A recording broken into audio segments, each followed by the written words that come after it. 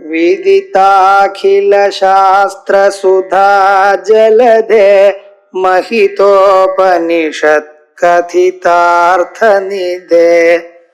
हृदये कलये विमलं चरणं भवशङ्कर देशिकमे शरणम् करुणावरुणालय पालय मां भवसागर दुःखविदूनहृदं रचयाखिल दर्शन तत्त्वविदं भवशङ्कर देशिकमे शरणम् शम्भुध्यान वसंत संगिनि हृदारामे घसिर्नाच्छदाः त्रस्ता भक्तिलतट्टटा विलसिताः पुण्यप्रवालस्थिताः दीप्यन्ते गुणकोरकाः जपवच पुष्पाणि सद्वासना ज्ञानानन्द सुधामरन्दलहरी संवित्फलभ्युन्नतिः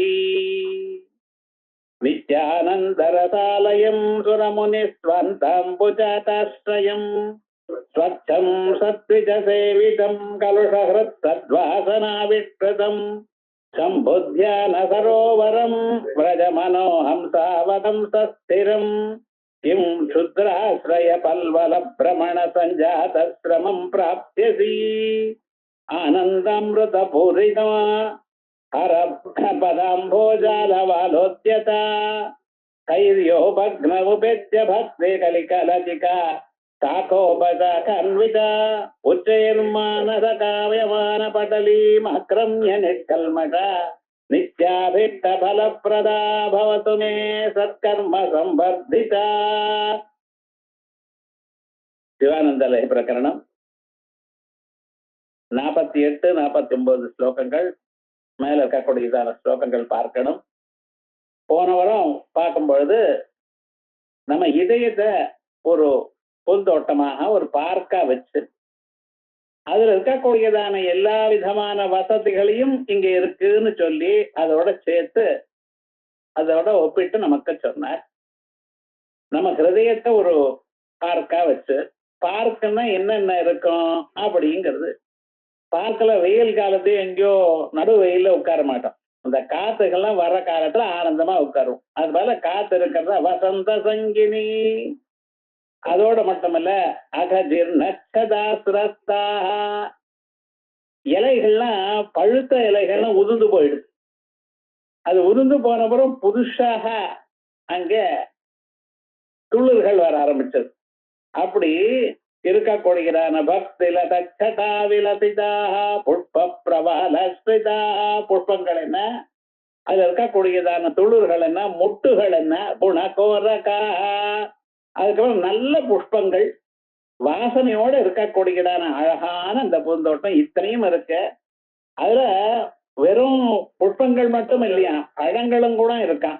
எப்படிப்பட்ட ஞானானந்த சுதாமரந்தலஹரி சம்பித்பலாபியுன்னதி அப்படின்னு பழங்களோட புஷ்பங்களோட முட்டுகளோட வாசனையோட இருக்கக்கூடியதான பதார்த்தங்களோட இருக்கக்கூடியதான ஒரு பூந்தோட்டத்துல ஜனங்கள்லாம் எப்படி சேவிப்பாளோ, அங்க போய் நிம்மதியா இருப்பாளோ, அதே போலயே இதயம்ங்கிற ஒரு பூந்தோட்டத்துல பரமேஸ்வரன் இருக்கார். இங்க வாங்கோ. அங்க என்ன விசேஷம்னா சம்புத்தியான வசந்த சங்கினி பரமேஸ்வருடைய தியானம்ங்கிறதா நல்ல காத்து, தென்றல் காத்து மாதிரி.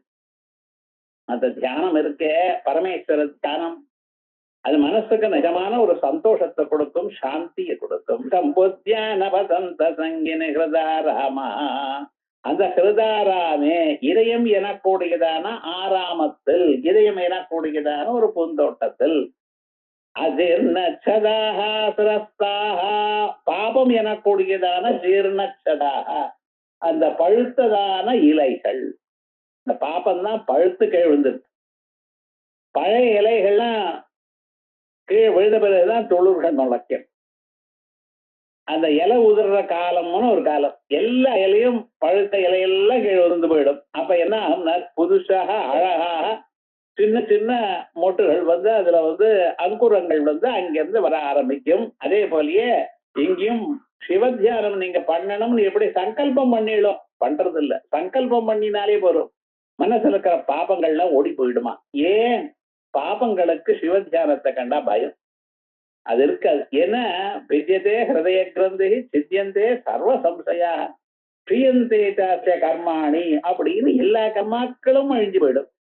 அப்படி அந்த பாபங்களுக்கு சிவத்தியானத்தை பண்ணினாலே பயமா, அதை நினைச்சாலே பயமா, அதனால உளுந்து போயிடுது. பக்தியில தச்சட்டா தியானம் பண்ண பண்ண பக்தி யாரும் தாரா வளர்றது. அந்த பக்தி கொடி இருக்க பத்தில தாரா வளர்றது. விலசிதா புண்ணிய பிரபாலஸ்ரிதா அந்த கொடியில அங்குரங்கள் துளிர்கள் அப்படி புண்ணிய பிரபாலஸ்ரிதா புண்ணியம் எனக்கூடியதான தொழில்கள் இது பண்றோம் அது பண்ணணும் அது பண்ணணும் அப்படின்னு சிவபக்தியானது தெய்வபக்தியானது ஒரு மனுஷனுக்கு வந்துருது. ஆனால் மேலும் மேலும் அது பண்ணணும், கோயிலுக்கு போகணும், பிரவச்சனங்களை கேட்கணும், பகவானை பத்தி தெரிஞ்சுக்கணும், பகவான் நாமாவை சொல்லணும், பகவானுடைய நாமாக்களை பாராயணம் பண்ணிட்டே இருக்கணும், அவருடைய கதைகளை அனுசந்தானம் பண்ணணும், இப்படி நிறைய தோடிக்கொண்டே இருக்குமா. புண்ணிய பிரபாலஸ்ரிதாக தீப்யந்தே குண கோரகாக நல்ல ஒரு குணங்கள் பாருங்க, அவைகள்ல சேர்ந்து இவனுக்கு வரிசையா தோண ஆரம்பிக்குமா. இந்த குணங்களை பத்தி பகவத்கீதையில விசேஷமாக ஒரு 20 குணங்கள் சொல்லியிருக்கு. அமானித்துவம், அதம்பித்வம், அஹிம்சா, சாந்தி, ஆர்த்தவம், ஆச்சாரியோபாசனம், சௌச்சம், ஸ்தைரியம், ஆத்ம வினிகிரக, இந்திரியார்த்தேஷு வைராக்கியம், அனஹங்கார ஏவச, ஜன்ம மிருத்யு ஜரா துக்க துக்க தோஷ அனுதர்சனம், அசக்தி அனபிஷ்வங்கா புத்திரதார கிரகாதிஷு நித்தியஞ்ச சமச்சித்தத்வம் இப்படின்னு ஆரம்பிச்சு வரிசையா நித்தியானத்தியோபத்திஷு வரிசையா சொல்லிருக்க. கடைசியில கடைசி குணம் ஒண்ணு இருக்கு. என்னடா நமக்கு மோட்சம் வேணுங்கிறதுல தீர்மானமா இருக்கணும். தத்துவ ஞானார்த்த சிந்தனம், அந்த தத்துவ ஞானம் இருக்கே அதுல தீர்மானம். நீங்க எதையாவது பண்ணுங்க, இங்க போங்க அங்கே போங்க என்னென்ன விவகாரங்கள் பண்ணுங்க, நோன்னு சொல்லல. ஆனா உங்களுடைய மனசு எங்க இருக்குன்னா அந்த தத்துவ ஞானத்துடைய பலத்தை அடையக்கூடியதான ஒரு அபிப்பிராயத்துல தீர்மானம் இருக்கணும். வீட்டுக்குள்ளேயே இருக்கலாம், குழந்தைகளை பார்த்துக்கலாம், அதுக்காரரை பார்த்துக்கலாம், பத்தினியை பார்த்துக்கலாம், மற்ற விவகாரங்கள்லாம் பண்ணலாம், உத்தியோகத்துக்கு போகலாம், யாரும் எதையும் வேண்டாம்னு சொல்ல. ஆனா அவனுடைய மனசு மட்டும் பகவானிடத்துல இருக்கணும். பகவானிடத்துல சமர்ப்பணம் பண்ணிட்டு எல்லா செயல்களும் பண்ணணும். முதல்ல என்ன வேணும்? அமானித்துவம், அதம்பித்வம், கர்வம் வேண்டாம். நான் அது பண்ணிவிட்டேன் இது பண்ணிட்டேன். சில பேர் பாருங்க, எதிர்க்க வந்தாருன்னா 1 மணி நேரம் சாப்பிட்டுருவான். நான் கோவிலுக்கு போனேன், பிரதர்ஷனம் பண்ணினேன், அது பண்ணினேன் இது பண்ணினேன், நிறைய காசு கொடுத்தேன், இந்த ஜனங்களுக்கெல்லாம் பண்ணியிருக்கேன், எங்க வம்சத்துல ரொம்ப நாள் பண்றது வழக்கம் சொல்லிட்டே இருக்கார். இது 100வது தடவை சொல்ல சுவாமி எனக்கு நொற்று ஆயிடுதுன்னு சொன்னாலும் கேட்க மாட்டார், சொல்லிட்டே இருப்பார். அவருடைய சுபாவம் அது. ஆனா என்ன தர்ம க்ஷரதி கீர்த்தனா, நம்ம பண்ணினது சொன்னோமையானா குறைஞ்சு வருது. தெரியல ரொம்ப பேருக்கு. நம்ம நல்லது பண்ணினோம்னு வச்சுங்களேன், அது சொல்ல வேண்டாம். இன்னொருத்தருக்கு சொல்லி என்ன ஆகணும்? சொன்னத்தினால் நமக்கு ஒரு கர்வம் வருதுங்கிற வேண்டாம். அமானித்துவம், அதம்பித்வம், ஷோயி நேச்சர், நான் தான் ரொம்ப பக்தன்னு 4 பேரை காட்டிக்கிற பார்த்தீங்களா, அதுவும் வேண்டாம். அதோட எந்த பிராணிக்கும் மனசுனாலேயோ வாக்குனாலேயோ செயல்கள்னாலேயோ ஹிம்சை பண்ணப்படாது. அஹிம்சா ரொம்ப முக்கியமானது. நம்ம சாதாரணமா என்ன தெரியாமலேயே தமாஷுக்காக இன்னொருத்தருக்கு மனசு நோகும்படி பேசுறோம். முதல்ல அது கூட. அதே போலயே இன்னொருத்தருக்கு கெடுதல் மனசால நினைக்க வேண்டாமே.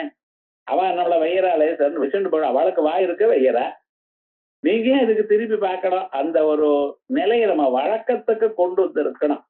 யாரு எதை சொன்னாலும் ரியாக்ட் ஆக வேண்டாம். இப்ப என்ன போச்சு, உண்மையானது ஒரு நாளைக்கு வெளி வருதோ இல்லையா, நான் பண்ணல அப்படின்னு சொல்லி அவளை வச்சுடணும், நீரும் பண்ணிட்டு இருக்கல, இப்படி எல்லாம் பண்ண வேண்டாம். பொறுமை இருக்கணும். அதனால்தான் அஹிம்சை ஆனப்புறம் பொறுமைன்னு சொன்ன. மற்றவர்கள் நம்ம பண்ணினா நம்மளுக்கு ஹிம்சை பண்ணினா பொறுத்துருங்கோ, நீங்க இன்னொருத்தருக்கு ஹிம்சை பண்ணாதீங்க. அஹிம்சா சாந்திரார்ஜவம், ருஜுவா இருக்கணும்.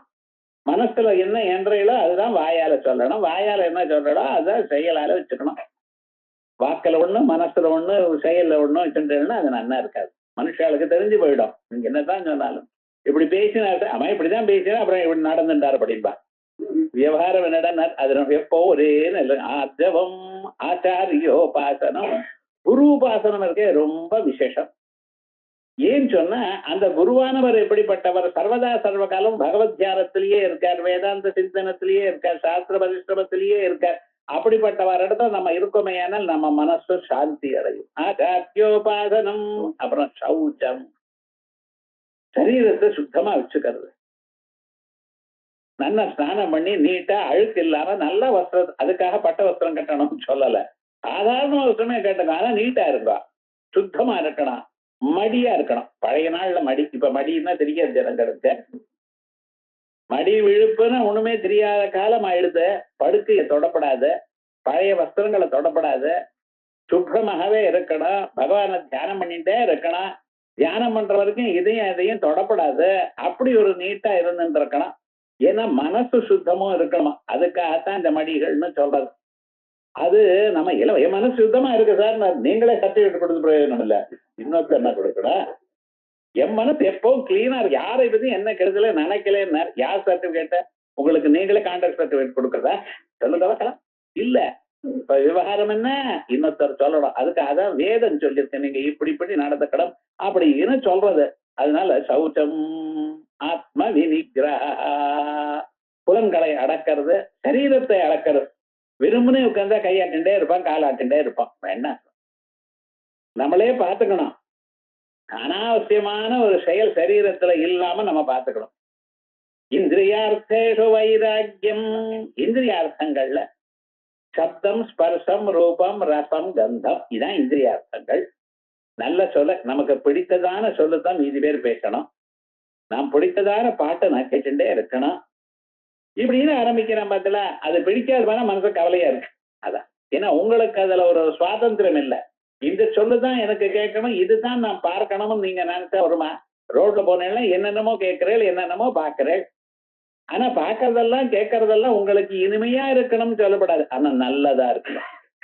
பத்ரங்கர்ணே விஷ்ணுயாம தேவா பத்ரம் பத்தே மாற்றா, வேதத்துக்கு பிரார்த்தனை பண்ணிட்டு இருக்கோம். நான் எப்பொழுதும் பார்க்கறது மங்களகரமா இருக்கணும், கேட்கறதெல்லாம் மங்களகரமான நல்ல சொல்லா இருக்கணும்.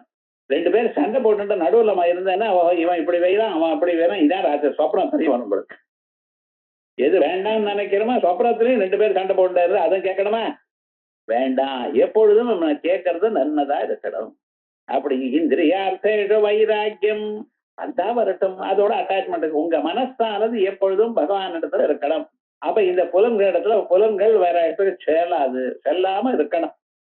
ஆனா அகங்கார ஏவதா, அகங்காரம் இல்லாம இருக்கணும், கர்வம் இல்லாம. அதான் முதல்லயே சொல்லிவிட்டேன்னு, முதல்ல சொன்னது வெளிப்படையா இருக்கிறது. இங்க சொல்றது அனகங்காரான். உள்ளூர் சில பேருக்கு அப்படியே இருக்கும் அகங்காரம். அவளுக்கு அகங்காரம் இருக்கு, கர்வம் இருக்குன்னே தெரியாது. வெளியில பேசுறப்ப ரொம்ப இனிமையா ரொம்ப பதட்டமா நன்னா பேசிட்டு இருப்பார். ஆனா உள்ளூர் மட்டும் தான் வசத்திங்கிற அபிப்பிராயம் இருக்குமா? அது வேண்டாம்.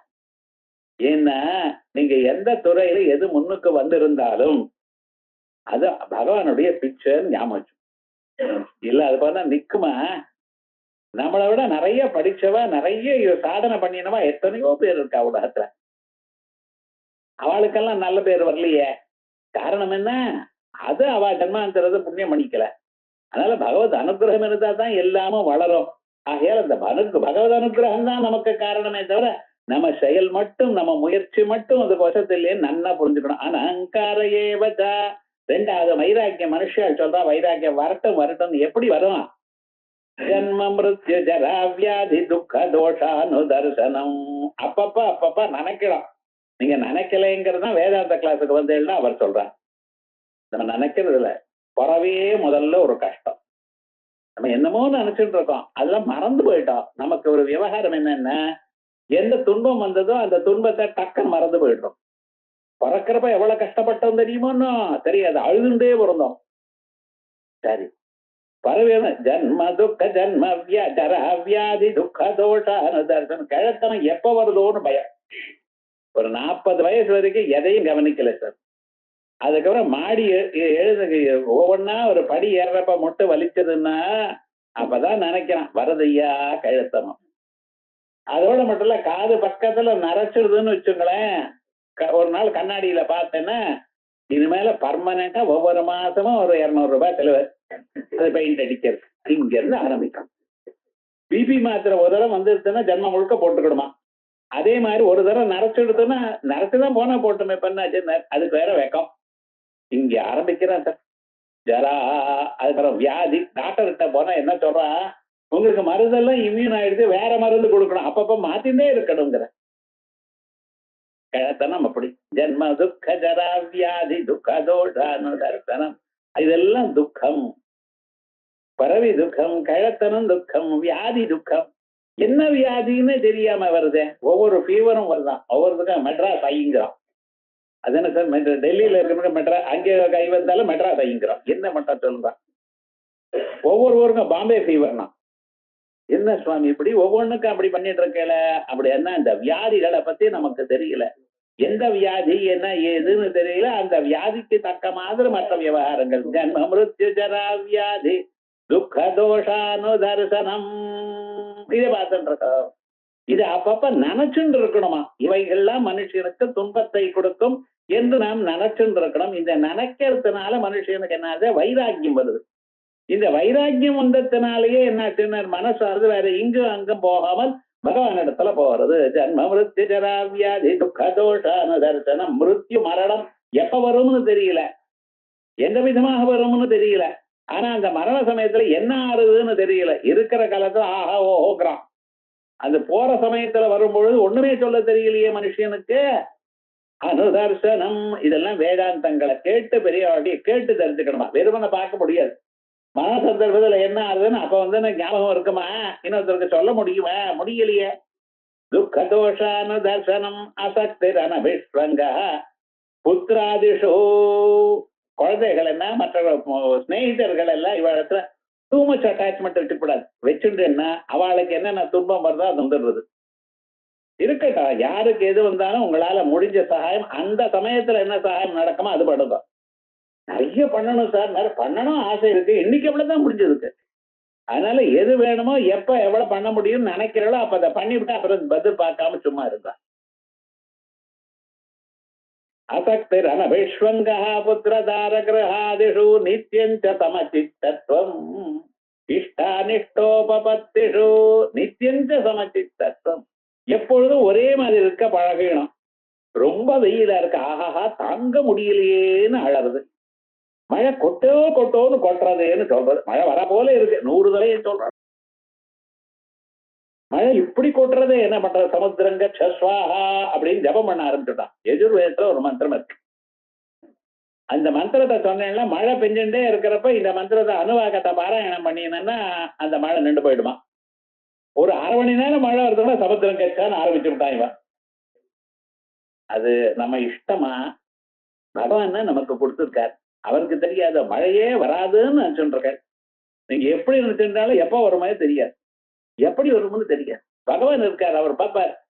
ஜனங்களுக்கு காப்பாற்றணும் என கூடியதான எண்ணம் அவருக்கு இருக்கு. நாம பகவானை போற்றணும்னு நமக்கு இல்லை. நமக்கு கர்வம் தான் வசது, நான் தான் வசது, நீங்க யார் எனக்கு சொல்றதுன்னு இந்த அபிப்பிராயத்தால் தான் நாங்க இருக்கோம். பகவான் பாக்குறாரா, எப்படி இருந்தாலும் இந்த மனுஷன் சௌக்கியமா இருக்கட்டும் சார், அவளுக்கு வேண்டியதான விவகாரங்கள் பண்ணிக்கொண்டே இருப்பேனே, மனுஷனுக்கு என்ன தெரியும் பாவம் அப்படின்னு ஒரு கருணையோட இருக்கார் பகவான்.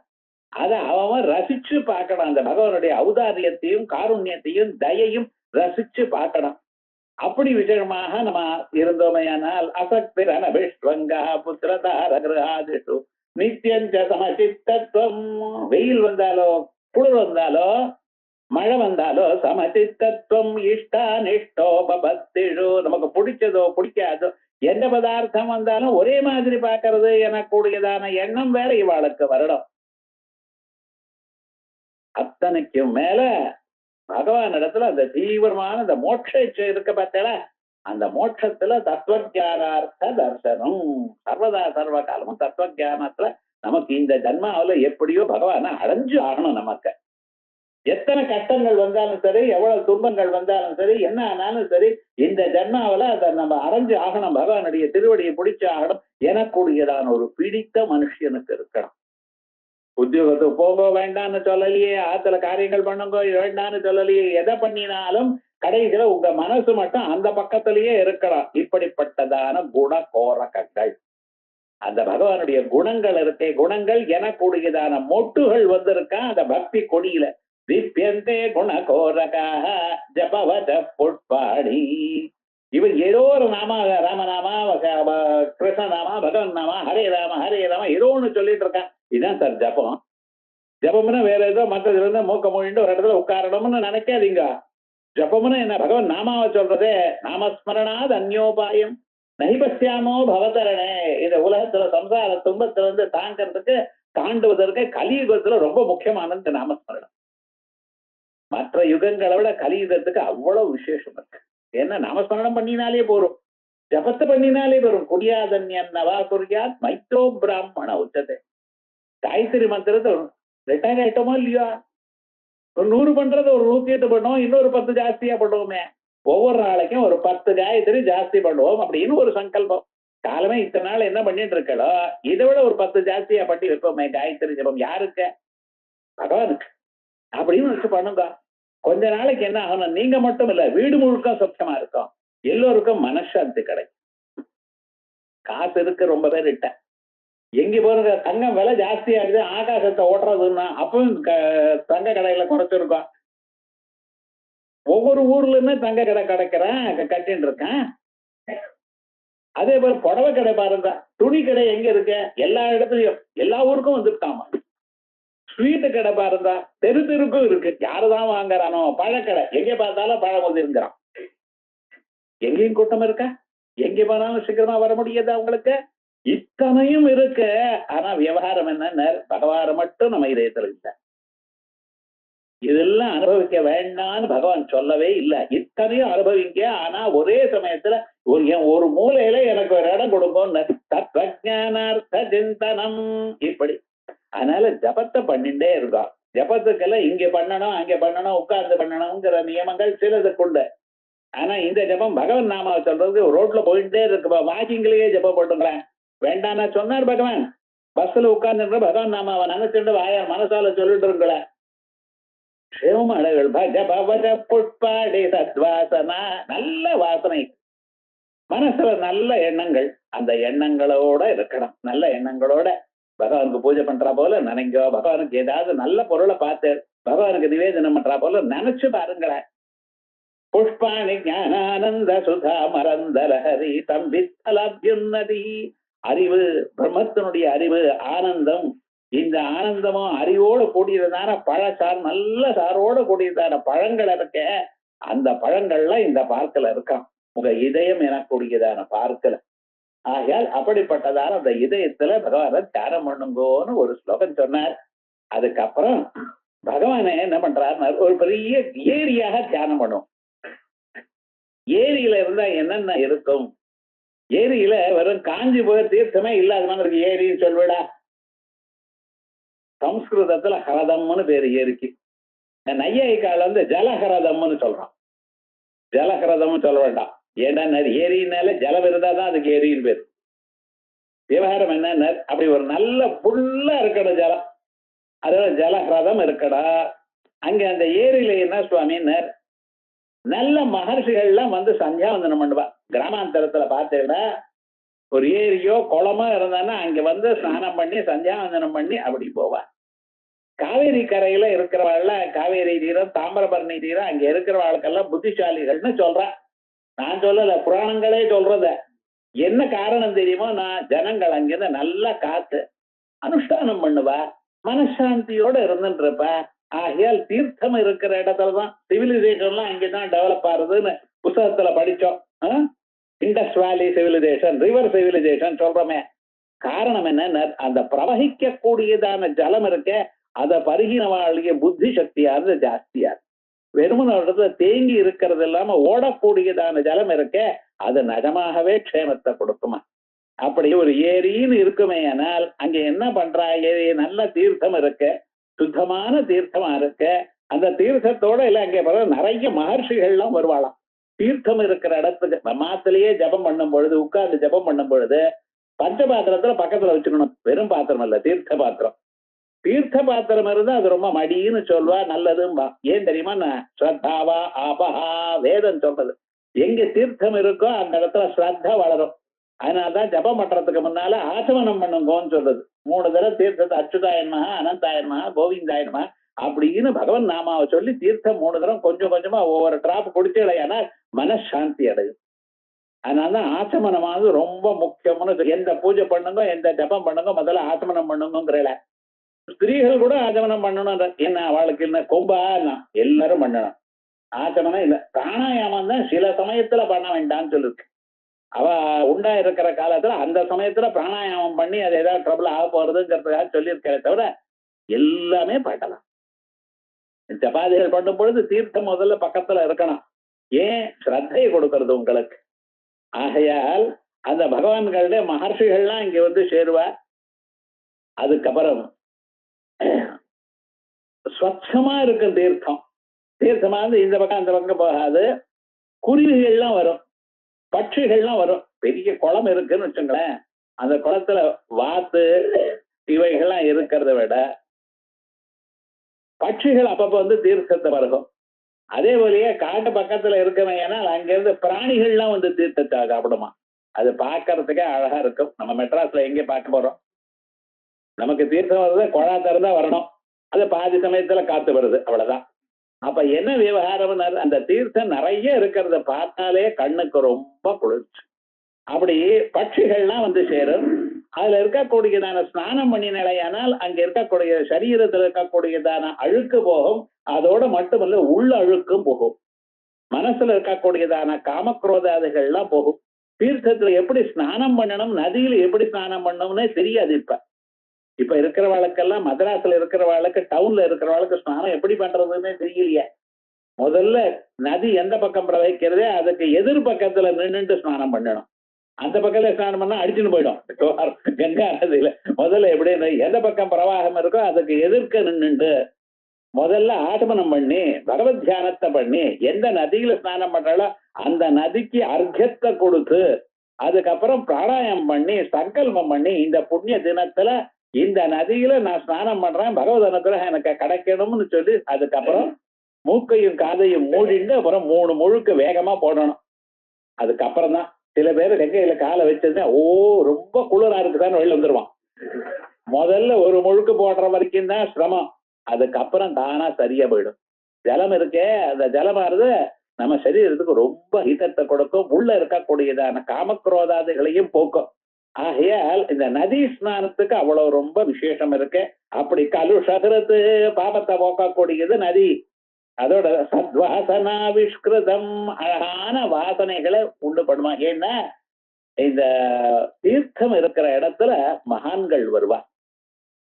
இந்த லோகத்துல இருக்கக்கூடியதான அசுத்திகள்லாம் இல்லாம இருக்கணுங்கிறதுக்காக அங்க வருவா. அவ வந்தாலே ஒரு நல்ல வாசனை, மனசுல நல்ல எண்ணங்கள் தோடும். அதோட மட்டுமல்ல, இங்கேயும் அங்கேயும் போகாமல் அழகாக இப்படிப்பட்டதான பெரிய ஒரு குளம் வச்சுட்டு இருக்க, மனசு எனக்குடையதான அன்னமே ராஜஹம்சமே இந்த குளத்துக்கு வாங்க, வேற எங்கேயும் அங்கெங்க இருக்கக்கூடியதான குட்டைகளுக்கு போக வேண்டாம்ங்கிறார் ஆச்சாரியாளுங்க. இந்த ஸ்லோகத்துல என்ன சொல்றார்? உங்களுக்கு ஒரு பெரிய குளத்தை தயார் பண்ணியிருக்கேன், குளம் நிறைய அழகான ஒரு தீர்த்தம் இருக்கு. அந்த தீர்த்தத்துக்கு பக்கத்துல மகர்ஷிகள்லாம், தேவதைகள் வந்திருக்கா, மகர்ஷிகள்லாம் வந்து சேவித்து கொண்டிருக்கா. அந்த இடத்துல தீர்த்தமும் சுத்தமா இருக்கு, பட்சிகள்லாம் வந்து சேவிக்கிறது. அதை ஸ்நானம் பண்றவாளுக்கு அழுக்கெல்லாம் உள்ள இருக்கு, சரீரத்துக்கு அழுக்கு எல்லாம் போறது, நல்ல மனசுல வாசனைகளும் உண்டாகிறது. இப்படிப்பட்டதான சாஸ்வதமான அழியாததான, நம்ம ஏரின்னு சொல்றோம், கொஞ்ச நாள் என்ன 2-3 மாசம் தான் ஜலம் இருக்குது, காவேரியிலே வந்து வச்சிடணும். இப்ப ரீசெண்டா இது போயிருது, காவேரியின் கொள்ளடமும் அவ்வளவு ஜலம் இருக்கு, மனசுக்கு சந்தோஷமா இருக்கு. இந்த நடுவுல ரங்கநாத சுவாமி, இவத்தலா காவேரி அவதலன் கொள்ளடம் நடுவுனே ஸ்ரீரங்க ராஜபுரமும் அப்படின்னு சப்த பிராகார மத்திய 7 பிராகாரத்துக்கு நடுவுல ஒவ்வொரு நாளும் கொள்ளடத்துல இருந்து தீர்த்தம் வருதுன்னு பகவானுக்கு அபிஷேகத்துக்கு பாக்கலாமே. அந்த தீர்த்தம் வரதே ஒரு தங்க குடத்துல தீர்த்தம் கொண்டு வரான்னு இன்னைக்கும் தங்கம் விற்கிறதுக்கு தீர்த்தம் தங்க குடத்துல இருந்து சுவாமிக்கு அபிஷேகம் பண்ணிட்டு ஆனந்தமா பாக்குறதுக்கு என்ன அழகா இருக்கு. இது எங்கேயாவது பார்க்க முடியுமாறீங்க? அந்த கொள்ளட சமீபத்துல இருந்து பகவானுடைய ஸ்வரூபம் அப்படி விசேஷமாக பார்க்கிறோமா இல்லையோ? அதேதான் ஸ்ரீராம் 360 நாளும் அங்கே தீர்த்தம் இருக்கான் சுவாமி. அப்படிப்பட்டதான ஒரு குளத்தை வச்சிருக்கேன், வாங்கோங்கிறது. அனாவசியமாக மனசே, இந்த மனசு எனக்குடையதான அன்னபட்சிய குட்டைகளுக்கெல்லாம் போய் ஏன் அவஸ்தப்படுறேன்? இவ்வளவு அழகான ஒரு குளம் இருக்கே, அங்கே வாங்கல. அப்படியே அந்த குளத்துல அழகாக அனுபவிங்கும் அப்படின்னு மனசு எனக்குடையதான அன்னபட்சிய அட்ரஸ் பண்றாரு. எங்கேயோ குளம் இருக்குங்கிற, எங்க சார்னா மதுராந்தகை மேரியா இல்ல வேற எங்கேயாவது போகணுமா? நமக்கு சந்தேகம் வருதோ இல்லையா? அந்த ஏரியை பத்தி இங்க சொல்றாரு. இப்ப நித்யானந்தர சாலயம், இந்த மனசுங்கிற ஒரு ஏரி இருக்கு, அது எப்படி இருக்கு? நித்யானந்த ரசாலயம், எப்பொழுதும் ஆனந்தமாக இருக்கு. இந்த ஆனந்தம் எனக்குரியத மனசுல ஆனந்தத்தை நீங்க தான் வரவழைச்சுக்கணும். எங்க கடையில கிடைக்காத ஆனந்தம். நிம்மதிங்கிறது உங்க மனசுக்கு நீங்க வரவழைச்சுட்டா தானே வந்துடும். எப்படி நிம்மதி வரவழைச்சுக்கணும்? இருக்கிறதோட போடு. இன்னைக்கு பகவான் நமக்கு இவ்வளவு கொடுத்துருக்காரு. நமக்கு வச்சுன்றது பகவானோட போட்ட பிச்சை. அவர் இன்னைக்கு நமக்கு இதை கொடுத்துருக்காரு. நாளைக்கு இன்னும் கொடுக்கட்டுமே. அவர் இன்னைக்கு எதை கொடுக்கிறாரோ அப்படி அனுபவிக்கிறோம். வராததை பத்தி இன்னைக்கு கவலைப்பட வேண்டாம். எது நடந்தாலும் பகவான் உங்களுக்கு நல்லது நடக்கணுங்கிறதான் பண்ணி வச்சிருக்க. அதை பார்க்கணும். அவருடைய ஸ்வரூபம் என்ன? பக்தாளுக்கு நல்லதே கொடுக்கணும் அப்படின்னு நினைச்சுட்டு இருக்காரு. ஆயால் இன்னைக்கு பகவான் நமக்கு இவ்வளவு போட்ட பிச்சை போட்டிருக்கார் அப்படின்னு நினைச்சு பாருங்க. நித்யானந்த ரசாலயம். சரி, இந்த குளத்துல தீர்த்தம் இருக்குன்னு சொன்னேனே, என்ன தீர்த்தம்? ஆனந்தமான ஒரு தீர்த்தம், ஆனந்த ரசம். ரசோ வைசா ரசகேவாயம் லப்த்வானந்தி பவதி. தைத்தரியோபனிஷத் சொல்றது பதில் ரசோ வைசா. அந்த பகவான் தான் ரசம்னே. அந்த ரசத்தை இவர் அனுபவித்து அனுபவித்து ஆனந்தமாக பூரிச்சுண்டு போறேன் சார். அதை விட்டு எனக்கு காசு வரலையே, புகழ் வரலையே, நல்ல வஸ்திரங்கள் வரலையே, அது வரலையே, இது வரலையே, அழுது என்ன பிரயோஜனம்? அழறதுனால ஏதாவது வருமா? தலைவலித்தான் வரும், மனசுக்கு கவலைத்தான் வரும். இன்னைக்கு இது பகவான் நமக்கு கொடுத்திருக்காரு, எனக்குடையதான எண்ணத்தோட திருப்தியோட இருங்க, மனசு சாந்தி அடையும். அப்படி நித்யானந்த ரசாலயம் சுரமுனி ஸ்வந்தாம்புஜாதாஸ்ரயம். தேவதைகள் இங்க பகவத் தியானம் எங்க இருக்கோ, எந்த இதயத்துல பகவான் பத்தி நினைக்கிறீங்களோ அந்த இதயத்துல மற்ற எல்லா தேவதைகளும் வர. மகாவிஷ்ணு இருக்க தேவதையால் முன்னால நிக்கிற எல்லா தேவதையும் வரிசையில் லைன்ல நிக்கிறாராம். எதற்காக? அவரை பார்க்கணும். என்னைக்காவது ஒரு வழியில வரமாட்டாரா? பார்க்கலாமே.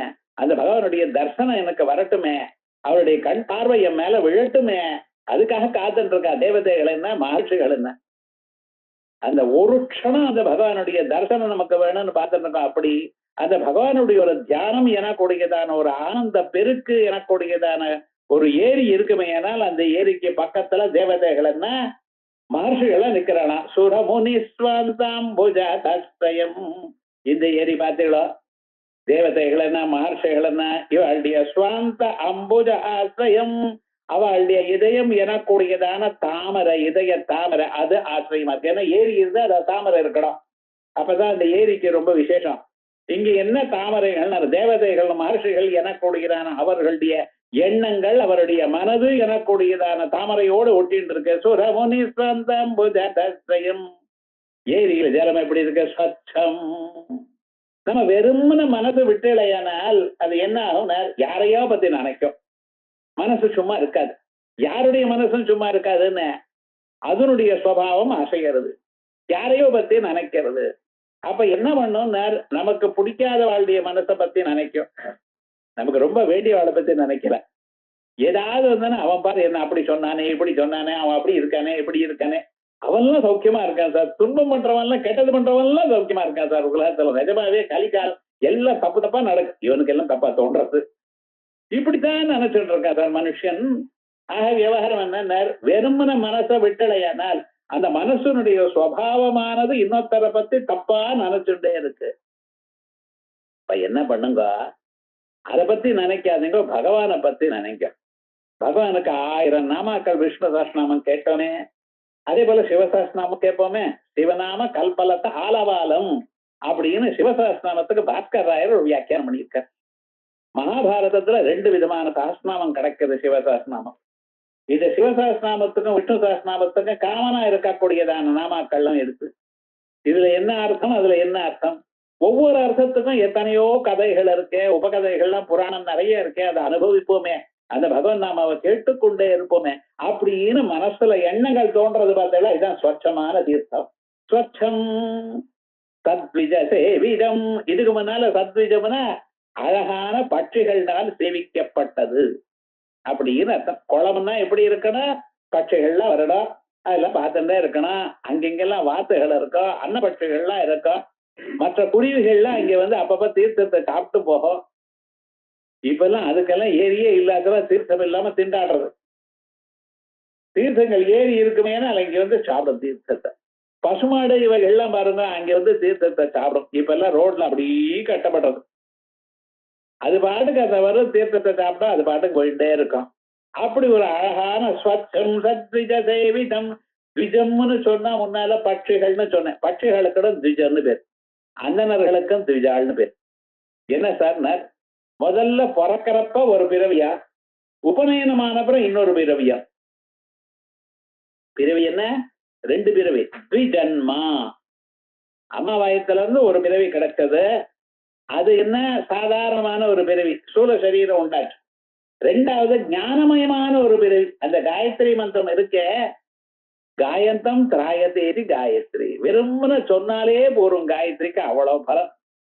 அந்த காயத்ரிக்கு என்ன தத்த விதுன்னு என்ன, வரைநியமனம் என்ன, இதெல்லாம் அதுவும் தெரிஞ்சுக்க வேண்டாம். தெரிஞ்சுட்டா வசதி அது இருக்கட்டும். அது தெரிஞ்சுக்காமலேயே அந்த மந்திரத்தை சொன்னாலே உயர்ந்ததான ஒரு இதுக்கு நாளளவுல வந்துவிடுறான். ந காயத்ரியா பரோ மந்திர நமாதுர் தெய்வதம் பரம். காயத்ரியோட உயர்ந்ததான மந்திரம் இல்ல, அம்பாளை விட உயர்ந்ததான தெய்வம் இல்ல. அப்படி விசேஷமாக சொல்லிட்டு இருக்கா. அப்படிப்பட்டதான அந்த காயத்ரி மந்திரம் இருக்கு பார்த்தீங்களா, அந்த காயத்ரி மந்திரத்தை சர்வதா சர்வகாலம் ஜபம் பண்ணணும். அந்த காயத்ரி மந்திரம் கிடைக்கிறது இருக்கே, அது 2வது பிறவி. அதே போலயே பட்சிகள்லாம் என்ன, முதல்ல முட்டையா பிறந்தது. கொஞ்ச நாள் அப்புறம் முட்டையை உடைச்சுன்னு வெளியில பட்சி வந்தது. அதுவும் ரெட்ட பிறவி. இவரும் 2 பிறவி. அதே போல உங்க வாயில இருக்கிற பல்லு இருக்கு பார்த்தீங்களா, அதுக்கும் த்விஜம்னு பேர். முதல்ல பிறக்கிறப்ப ஒரு பல் வந்தது, பால் பல்லும்பா. அது ஒரு 8 வயசு ஆயிடுதுன்னு வச்சுங்களேன், ஒவ்வொரு பல்லா உதிர்ந்து அப்படி வந்துடுறது. அந்த 2வது பல் செட்டு வரப்ப டாக்டர்கிட்ட போய் அதுக்கப்புறம் கம்பி போட்டுண்டு அது நேரா வரணும்னு நினைச்சிட்டு என்னென்னமோ பண்றா பார்த்தீங்களா இப்ப லோக்கத்துல. தானா வரும் சார், நீங்க பல்லால அதை நோண்டாம இருந்தீங்கன்னா நீட்டா வரும். பகவான் எல்லாம் நீட்டா தான் வச்சுட்டு இருக்காரு. நம்மத்தான் அதை அழுக்கு பண்ணி அசக்கியமா பண்ணிட்டு இருக்கோம். அப்படி விசேஷமாக அந்த பல்லுக்கும் திவ்யம்னு பேர். இங்க என்ன சொல்ற, அழகான பட்சிகள் வந்திருக்கு. அதோட இல்ல, சத்பிராமணர்கள் நல்லவர்கள் வந்து அங்க குளிச்சுண்டு இந்த அனுஷ்டானம் பண்ணிட்டு அங்க இருந்துட்டு இருக்கா. நதியில ஸ்நானம் பண்ணும் பொழுதோ, குளத்துல ஸ்நானம் பண்ணும் பொழுதோ, ஸ்நானம் பண்ணும் பொழுது நம்ம தெரிச்ச தீர்த்தமானது இன்னொருத்தரவால் தெரிக்கப்படாது. இங்க ஒருத்தர் அனுஷ்டானம் பண்ணிட்டு இருக்காரு, நம்ம போறோம், போயிட்டு வரும்பொழுது நம்ம சரீரத்துல இருந்தோ இல்ல வஸ்திரத்தோ தீர்த்தம் அவ மேல தெரிச்சதுன்னா மறுபடியும் அவ ஸ்நானம் பண்ணும். ஆகிய நதியில ஸ்நானம் பண்றவ ரொம்ப கேர்ஃபுல்லா இருப்பா. படி வெட்டி இறங்கி போறதா, அங்க இருக்கிறவா மேல தீர்த்தம் படாமலோ எப்படி வருவா. ஸ்திரீகள்லாம் ஸ்நானம் பண்ணும் பொழுது சரீரம் தெரியாம ஸ்நானம். இப்ப எல்லாம் ஒண்ணுமே தெரியாது இவாளுக்கு. பாத்ரூம்ல தான் ஸ்நானம் பண்ணி வழக்கமே தவிர ஏரியிலயோ குளத்திலயோ நதியிலயோ ஸ்நானம் பண்ண தெரியாது அடுத்த ஜெனரேஷன்ல இருக்கிற குழந்தைகளுக்கு. அப்படி பத்திரமா சுத்தமா நீட்டா ஸ்நானம் பண்ணிட்டு இருந்தா. அதே போல சேவிதம் என்ன பண்றதா, காலுற்றாகிறது. இந்த இதயம் எனக்கூடியதான ஏரி, சிவத்தியானம் இருக்கக்கூடியதான ஏரி இருக்கே, பகவத்தியானம் இருக்கக்கூடியதான இந்த ஏரி இருக்கே, இதை என்ன பண்ற தெரியும், காலுற்றாகிறது. எல்லா பாவங்களையும் துன்பங்களையும் போக்கடிக்கிறது. எத்தனையோ ஜன்மாக்கள்ல பண்ணின பாபம் எல்லாம் பகவத் தியானத்தினால ஓடி போறது. ஆயா காலுற்றாகிறது. தத்வாசத விஷ்கிருதம், பாபத்தை போக்குறது மட்டும் இல்லாமல் சத்வாசனையே வரும்படி பண்ற. எல்லா மனுஷாளுக்கும் நல்ல எண்ணங்கள் இருக்கு சார். நாம எல்லாம் சௌக்கியமா இருக்கணும், மனசாந்தியோட இருக்கணும், எல்லாரும் சௌக்கியமா இருக்கணும். எண்ணம் யாருக்கு இல்ல, இருக்கு. ஆனா அத கீழே தள்ளி மேல் நோக்கி கெட்ட வாசனைகள் வந்துருச்சு. எல்லோரும் சௌக்கியமா இருக்கணும், சர்வேஜனா சுகினோபவத்து சொல்றோம். காலம்பரை காலே வருஷத்து பத்தின சக்தி பிரஜாபிய பரிபாலயந்தான் நியாயேன மார்க்கேட மகிம் மகிஷா சொல்றப்போ இல்லையா. தேசோயம் க்ஷோபரஹிதா, இந்த தேசத்துல க்ஷோபமே வரப்படாது, எல்லாரும் சௌக்கியமா இருக்கணும், ஆனந்தமா இருக்கணும். ஆனா பேப்பர்ல பார்த்தா க்ஷோபம் தான் இருக்கு. என்ன பண்றது, ரூபா வேல்யூ குறைஞ்சு போச்சு. இங்க இருந்து ஆரம்பிக்கிறேன் சார். முதத்துல இருந்து ஒவ்வொரு பேஜ் திருப்பினாலும் நல்ல நல்ல நியூஸ். அம்மாவும் பொண்ணு சேர்ந்து பிராண விட்டா, ஏதாவது ஒரு பேஜ்லயாவது நல்ல நியூஸ் இருக்கா தேடி தேடி பார்த்தா எல்லா வேலையும் 4 பக்கத்துலயும் தேடினா 4 பக்கத்துலயும் கெட்ட நியூஸா தான் இருக்கு. என்ன பண்றது, ஆனா அதை விட முடியலையே. அதுதானே பார்த்துட்டு இருக்க. இதை பார்த்தா பரவாயில்ல, இதை பார்த்துட்டு டிவியில என்ன சொல்றான்னு ஒரு நியூஸை கேட்டு இந்த நியூஸை இன்னொரு சேனலை எப்படி மாத்தி சொல்றான்னு அதை வேற கேட்டுன்னு கமெண்ட் அடிச்சுட்டு இருக்கா. சமயம் முழுக்க இதோட போறதே தவிர வேற ஏதாவது பார்க்கறதா பாருங்க. அப்படி இல்லையா, சத்வாசனாவிஷ்கிருதம், நல்ல எண்ணங்கள் அத மனுஷனுக்கு தோணிக்கொண்டே இருக்கணும் அப்படிங்கிறது. சம்பு இப்படிப்பட்டதான குளம் எங்கே சார் இருக்கு, எங்க இருக்குது? சம்புத்தியான சரோவரம் விரஜா. அன்னபட்சியே, மனசுங்கிற அன்னபட்சியே, எங்கேயும் அங்கேயும் போகாத சம்புத்தியான சரோவரம். சம்புத்தியானம் எனக்கூடியதான ஏரி. அந்த ஏரியில ஜலம் எப்படி இருக்க? நித்யானந்த ரசாலயம், எப்பொழுதும் நித்தியமாகவும் ஆனந்தமா இருக்கக்கூடியதான தீர்த்தம். அந்த ஏரிக்கு பக்கத்துல யார் யார் இருந்துட்டு இருக்கா? தேவதைகளும் மனுஷர்களும் இங்க இருந்துட்டு, மகர்ஷிகளும் இருந்துட்டு இருக்கா. அவளுடைய மனசு எனக்கூடியதான தாமரைகள் அங்கே நல்லா முளைச்சிருக்கு. சுத்தமாக ஏரி இருக்கு, தீர்த்தம் இருக்கு. சத்விஜ சேவிதம், பட்சிகள்லாம் இங்க இருக்குன்னு சொன்ன. இங்க திஜான்னா மகர்ஷிகள், மகர்ஷிகளும் மகான்களும் அனுஷ்டானம் பண்ணிட்டு இருக்க. காலுஷகிறது எல்லா முன்னால இருக்கக்கூடியதான அர்த்தத்துல அழுக்க போக்குறது. இங்க இருக்கிற ஏரியானதுன்னா பாபத்தை போக்குறது. காலுஷகிறது தத்வாசனா விஷ்கிருதம், நல்ல வாசனையை கொடுத்ததான் முதல்ல சொன்ன ஏரி. ஏன் தாமரைகள்லாம் இருக்க நல்ல வாசனை வந்தது. இப்ப நான் சொன்ன சிவத்தியானம் எனக்கூடியதான ஏரி இருக்கு பார்த்தல, இது உங்க மனசுல நல்ல எண்ணத்தை உண்டு பண்றது. சத்வாசனா விஷ்கிருதம் கம்புத்தியான சரோவரம் விரஜ மனோ ஹம்சாவதம் சத்திரம். மனசே, மனசு எனக்கூடியதான அன்னபட்சியே இங்கேயும் அங்கேயும் போகாத. விரஜா, செல்லுங்க, அங்க போங்க. இந்த பகவத்கீதையில முதல்ல 6 அத்தியாயத்துல யஜான்னு சொன்னோம், யாகம் பண்ணுங்க யாகம் பண்ணுங்க. 2வது 6 அத்தியாயத்துல பஜா பஜான்னு சொல்லிட்டே வந்த. கடைசியில 6 அத்தியாயத்துல விரஜான்ட்டார். எல்லாத்தையும் சர்வதர்மான் பரித்யஜ மாமேகம் சரணம் விரஜா. ஏன் சுவாமினர் பஜா யஜா தியஜ விவகாரம் விரஜா விட்டு, அது மாதிரி எல்லாத்தையும் விட்டு விட்டு இந்த லோகத்துல இருக்கிற இந்த விஷயங்கள்லாம் வேண்டாம். அது என்ன, இது என்ன, அவருக்கு என்ன ஆச்சு, இங்க என்னாச்சு, இது என்ன போனா உங்களுக்கு என்ன, க்ஷேமா இதயத்துக்குள்ள பொருங்க, சிவ தியானத்தை பண்ணுங்க, பரமேஸ்வர தியானத்தை பண்ணுங்க, பக்தியா இருங்க. அவனான இதை விட்டு விட விரஜ மனோ ஹம்ச அவதம் சஸ்திரம். ஹம்ச அவதம்சனே, ஹம்சங்களுக்குள்ள வசதியான ஹம்சமே. அன்னபட்சி என்ன பண்றது? தீர்த்தமும் பாலும் கலந்து இருந்தா பிரிச்சு வைக்கிறது. பாலை பருகி தீர்த்தத்தை விட்டு விடுறது, அதான் அன்னபட்சியினுடைய விசேஷம். அதே போல நீங்க என்ன பண்ணுங்க, நல்லதை எழுத்துங்க, கெட்டதை விட்டுருங்க.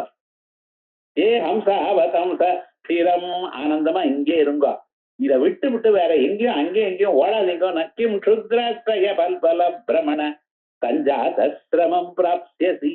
ஏன் அனாவசியமாக க்ஷுத்ர ஆஸ்திரய பல்வல பிரமண, இந்த குட்டையில இருந்து அந்த குட்டைக்கு போறது, அங்க இருந்து இன்னொரு இடத்துக்கு போறது, அங்கே அழுக்கா இருக்குங்கிறது, உடம்பெல்லாம் சேர பூசிக்கிறது, அதுல இருந்து இன்னொரு இடத்துல போய் ஸ்நானம் பண்றது, இந்த வம்பெல்லாம் எதுக்கு? அன்னபட்சிய வேண்டாம்.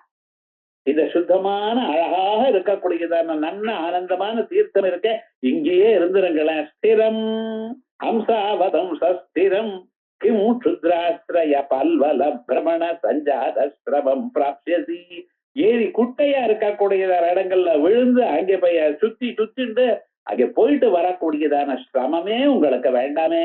இங்க ஆனந்தமாக இங்க இருங்களே அப்படின்னு மனசு எனக்கூடியதான இந்த அன்னபட்சிய மனசை அன்னபட்சியா வச்சு, இதயம் எனக்கூடிய ஒரு பெரிய ஒரு ஏரியா வச்சு, அந்த ஏரியில ஆனந்தமான ஒரு தீர்த்தம் இருக்க, நித்தியானந்தமா இருக்கிற ரசயுக்தமான தீர்த்தம் இருக்கிறதாகவும், அந்த ஏரி கரையில மனுஷாலும் தேவதைகளும் இருந்துட்டு இருக்கா போலையும், அவளுடைய இதய தாமரை மலர்ந்து இருக்கா போலையும், தீர்த்தமானது ஸ்வச்சமா இருக்கா போலையும், அங்க குருவிகள்லாம் வரா போல, மகர்ஷிகள்லாம் முனிகள்லாம் சேவை பண்ணிட்டு அனுஷ்டானம் பண்ணிட்டு இருக்கா போலையும், அந்த தீர்த்தமானது மனுஷியாளுடைய பாபத்தை போக்கக்கூடியதாகவும் நல்ல எண்ணங்களை உண்டு பண்ணக்கூடியதாக இருக்கக்கூடியதான சம்புத்தியானம்.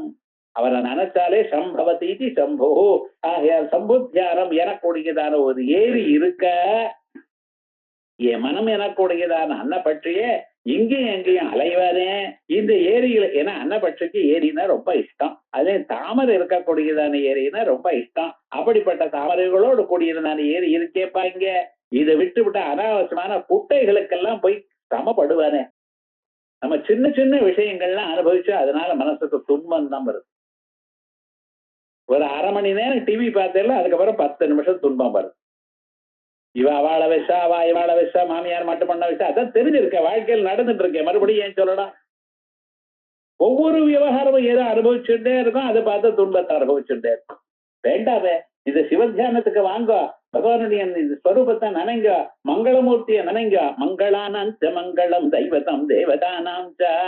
எவ்வளவு அழகான ஒரு ஸ்வரூபம், மனசுக்கு பரமசாந்தியை கொடுக்கக்கூடியதான ஸ்வரூபம். இதை அனுபவிங்க அப்படின்னு இந்த ஸ்லோகத்துல நித்யானந்தரசாலயம் சுரமுனிஸ்வந்தாம்புஜாதாஸ்ரயம் ஸ்வச்சம் ரத்விஜசேவிதம் கலுஷஹ்ருத் தத்வாசனாவிஷ்கிருதம் சம்புத்யார சரோவரம் ரஜமனோஹம் சாவதம் சஸ்திரம் கிம் சுத்தாஸ்ரய பல்வல பிரமண சஞ்சாதஸ்ரமம் பிராப்தியசி அப்படின்னு இந்த மனச ஒரு ஏரியாக வச்சு, இதயத்தை ஏரியாவும் மனசை அன்னபட்சியாகவும் வச்சு நமக்கு சொன்னார். அடுத்ததாக என்னென்ன, இந்த மனச இங்கேயும் எங்கேயும் போக வேண்டாம், ஒரு கொடியா வச்சு, அந்த கொடிக்கு என்னென்ன வேணுமோ அதுக்கு வேண்டியதான வசதி, கொடியா இருக்கணுமே என்ன வேணும், அதுக்கு ஒரு பாத்தி வேணும். அங்கிருந்து தானே வரும். அந்த பாத்தியில தீர்த்தம் இருக்கணும், ஜலம் இல்லாதவனா காஞ்சி போயிடும். அந்த கொடியானது அப்படி மேல வரும் பொழுது ஒரு மரத்தை சுத்திண்டு வரணும், அது ஒரு கொம்பை சுத்திண்டு வரணும். மேல வந்த பிறகு என்ன, அதுக்கு மேல ஒரு பந்தல் போடுவான். அந்த பந்தல்லாம் படரி இருக்கும், அதுல இருந்து புஷ்பங்களும் காய்களும் நல்ல வாசனைகளும் வரும். அதோட புஷ்பங்கள் இருக்குமையானால் நல்ல இந்த வண்டுகள்லாம் இங்க வரும். இத்தனையும் இருந்தாதான் அதுக்கு ஒரு புஷ்ப கொடின்னு பேர்.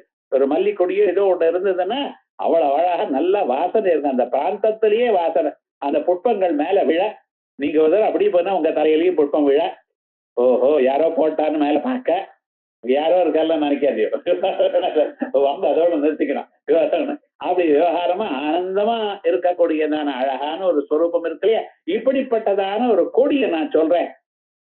அந்த கொடி எப்படி இருக்கா, அந்த கொடியில் இருக்கக்கூடிய புஷ்பங்கள் என்ன, பாத்தி என்ன, அதுல இருக்கிற ஜலம் என்ன, அதை புடிச்சுக்கக்கூடியதான கொம்பு என்ன, அதுக்கு மேல இருக்கக்கூடியதான பந்தல் என்ன, அந்த கொடியில் இருக்கக்கூடியதான புஷ்பங்கள் என்ன, அந்த புஷ்பங்களுடைய வாசனை என்ன, அந்த வாசனைக்கு வந்ததான வண்டுகள் என்ன, தரையும் சொல்ல போறேன். இப்படிப்பட்டதான அழகான கொடி இருக்கு, பந்தல் போட்டிருக்கேன், இங்க வந்து மனசே ஆனந்தமா இருன்னு அடுத்ததா பக்தி கொடி, முக்தியை கொடுக்கக்கூடியதான பக்தி கொடியை பத்தி அடுத்த ஸ்லோகத்துல சொல்ல போறேன்.